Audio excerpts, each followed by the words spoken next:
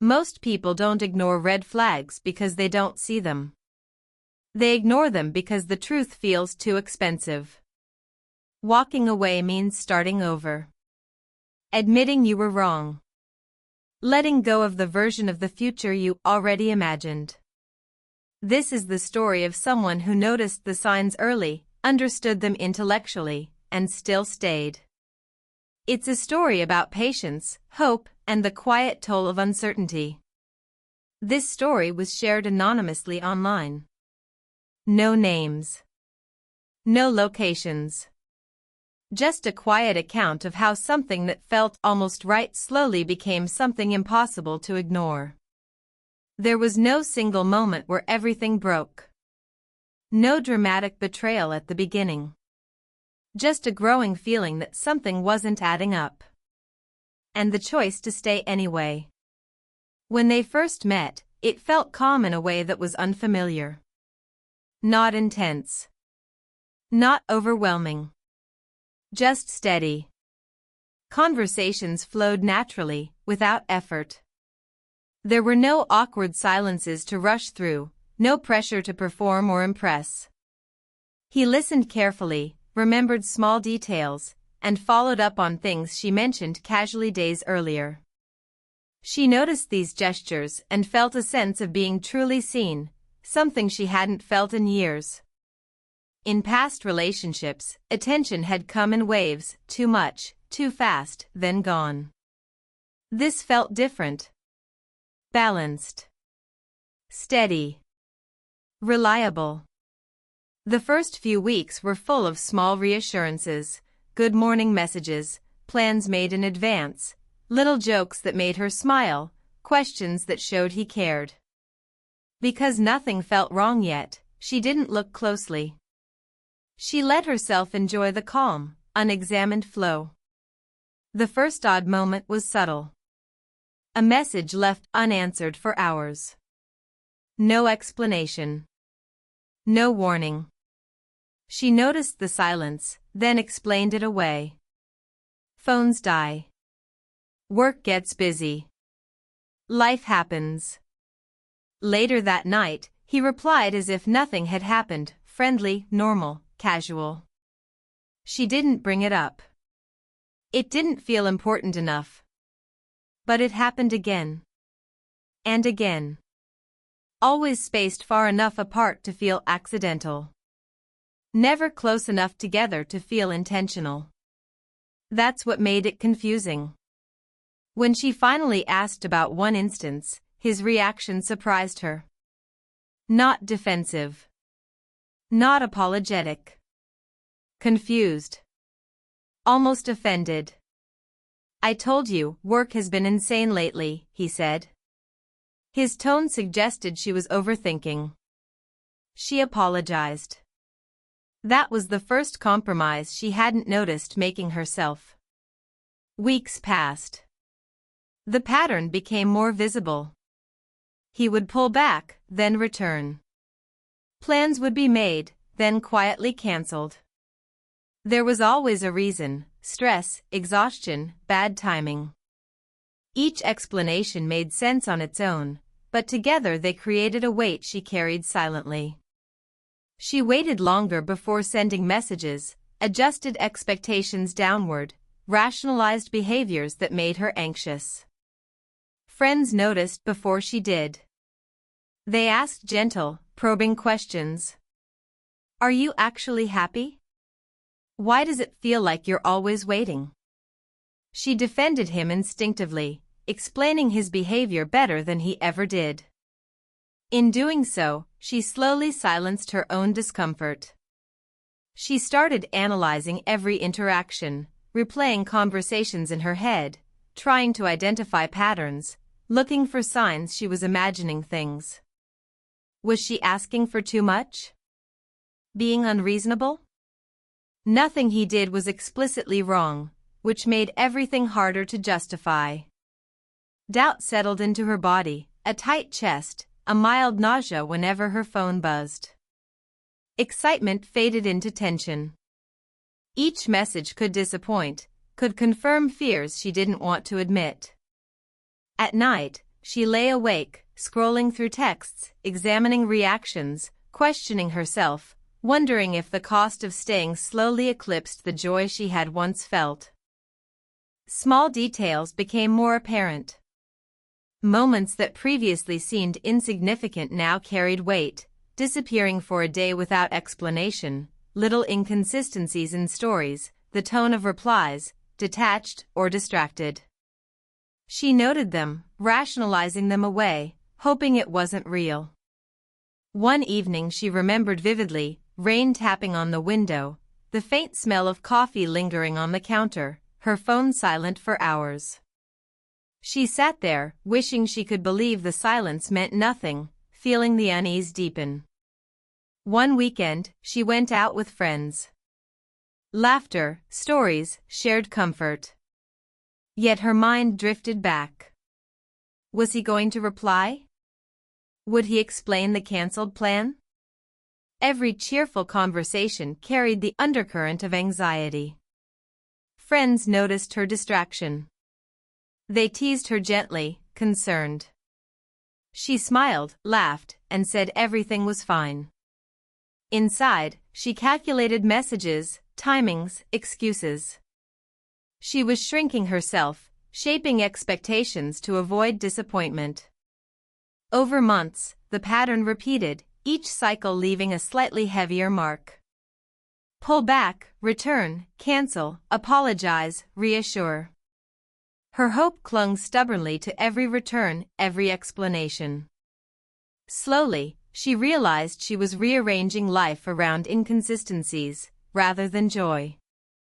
Internal monologues grew longer, imagining scenarios, rehearsing conversations, wondering if leaving would mean failing herself or admitting reality. The subtle red flags accumulated like tiny drops, forming a river she could no longer ignore. She began noticing patterns in days, not just moments. Monday, friendly, brief messages. Tuesday, hours of silence, then casual replies. Wednesday, last-minute cancelled plan. Thursday, the cycle repeated. Each day, tension grew imperceptibly. She documented it silently in her head, mentally tracking the pattern, feeling hope wrestle with unease.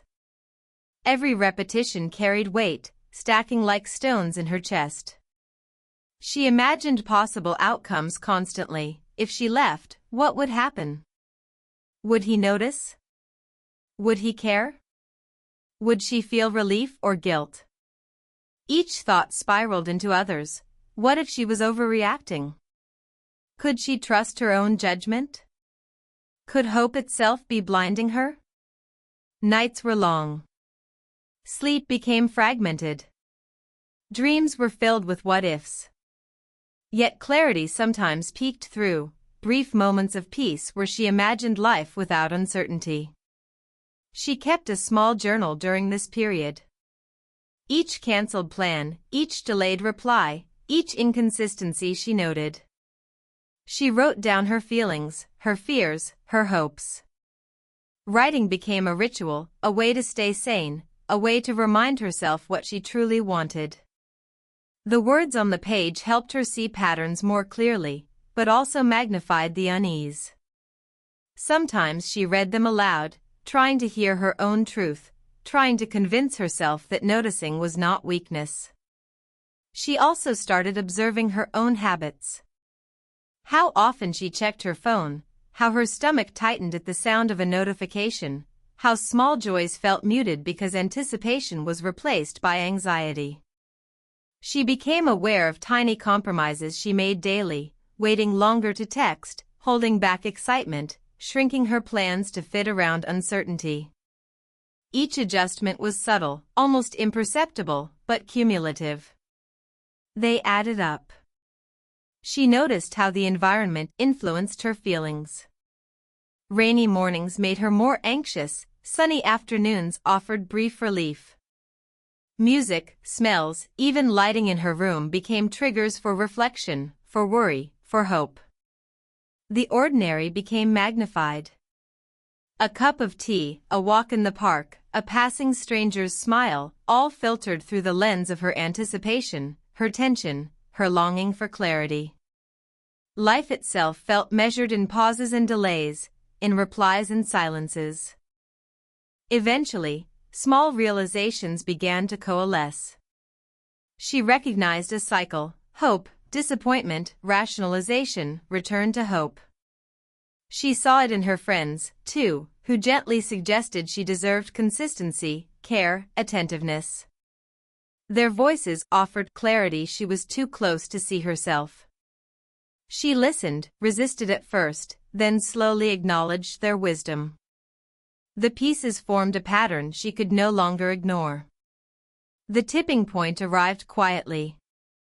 Another cancelled plan, another casual apology, another day marked by his distance.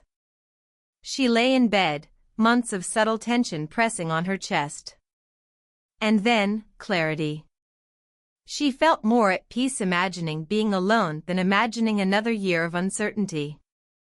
Calm clarity settled. Staying wasn't patience anymore. It was avoidance. Avoidance was consuming her. She didn't act immediately. Awareness doesn't create instant action. But the dynamic shifted. She stopped explaining away discomfort, stopped blaming herself for clarity. Anxiety remained, but her mind was sharper, observing patterns without justifying them. When she walked away, it wasn't dramatic. Just quiet. Painful, but calm. Looking back, she realized the red flags had always been there, subtle, reasonable, easy to excuse, cumulatively impossible to ignore. The most dangerous kind. Red flags don't always look like chaos. Sometimes they look like confusion you learn to live with. Staying doesn't mean failure. It means hope. But hope should never require you to disappear inside your own life. If you were in this situation, would you have stayed longer? The story lingers not because of pain, but because of the quiet realization: awareness is powerful, but action takes courage. Sometimes the hardest part isn't leaving someone else, but reclaiming the life you almost forgot you deserved. Mornings feel brighter when choices are made from clarity, the heart lighter when patterns are no longer ignored. Even in solitude, there's freedom that wasn't possible when hope masked discomfort. Noticing is only the beginning. Acting is where life truly begins. In the following weeks, she began reconstructing her daily routines. Each morning, she prepared her own breakfast, letting the smell of coffee anchor her in the present. She took long walks, noticing details she had previously overlooked: the texture of bark on trees, the chirping of birds, the distant hum of traffic. These moments grounded her, connecting her to a reality that had existed all along but had been muted by anxiety and anticipation. She wrote letters to herself, unsent, capturing every emotion, every fear, every glimmer of hope. These letters became a private chronicle of rediscovery, an archive of resilience she could return to when self-doubt crept in. She reconnected with friends more intentionally. Instead of masking her feelings behind smiles and vague answers, she shared openly, cautiously, testing trust and learning that authenticity brought relief rather than vulnerability. She organized small gatherings, crafting spaces where laughter and conversation were genuine, untainted by waiting or second-guessing. In these moments, she noticed how freely joy could flow when the patterns of uncertainty were removed. She realized that emotional labor in relationships should be reciprocal, not a burden she silently carried. Her reflections expanded beyond romance. She examined career decisions, friendships, family interactions. She noted where she had compromised unnecessarily, where she had tolerated ambiguity that dulled her spirit. Each acknowledgement became a small victory. She began to plan projects for herself, small at first: journaling challenges, morning runs, painting exercises. Each act was a statement: my life is mine, my time is mine, my attention is mine. She encountered moments of nostalgia for the past relationship, pangs of longing mingled with clarity. Instead of erasing these memories, she observed them with compassion, noting the lessons embedded: awareness, patience, discernment, and the courage to act. She allowed herself to feel regret without shame, acknowledging that staying had been a choice made with hope, not ignorance. This distinction brought peace, as it reframed past actions not as failures but as experiences that shaped resilience. Gradually, months turned into seasons. Winter gave way to spring. She noticed sunlight warming her skin in ways she had not realized she had missed. Conversations with friends grew deeper, more meaningful. Creative pursuits flourished. She felt the subtle, cumulative restoration of confidence, the ability to set boundaries, to act from clarity, to prioritize her own well-being without guilt. She understood that hope, when untethered from avoidance, was a source of strength rather than a trap. By the time a full year had passed since she recognized the pattern and walked away, she reflected on the transformation quietly. The anxiety, once pervasive, had softened. Memories of uncertainty still arose occasionally, but they no longer dictated her emotional landscape. She had rebuilt a life rich in intentionality, presence, and self-trust. Awareness had become action, and action had become freedom. She recognized that the most profound shifts often occurred in silence, in small daily choices, in the accumulation of self-respect. Looking back, she saw the red flags clearly for the first time, fully illuminated by experience. They had always been there, subtle, reasonable, almost invisible to the hopeful heart. Now, armed with clarity, she knew she could navigate future relationships with discernment. She could honor her intuition, respond to patterns rather than isolated actions, and act without fear. And in this realization, she found serenity, hope balanced by wisdom, patience paired with action, and the courage to live fully, unshackled by uncertainty.